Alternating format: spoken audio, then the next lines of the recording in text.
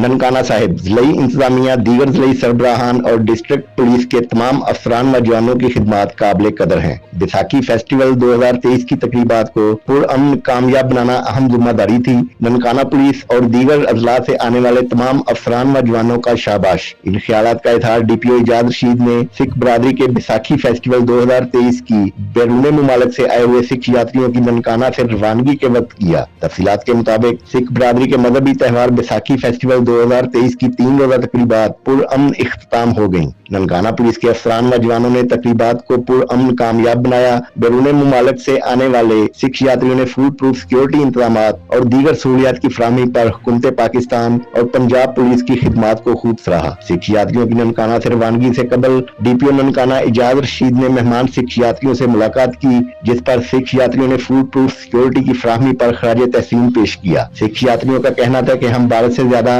पाकिस्तान में खुद को महफूज तस्वर कर रहे हैं। जिस तरह का प्रोटोकॉल हमें पाकिस्तान में मिलता है कहीं भी नहीं मिलता। पुलिस अफसरान व जवानों का रवैया और गुफ्तगू का अंदाज बहुत ही शफकत भरा था। ननकाना पुलिस की खिदमत को हमेशा याद रखेंगे।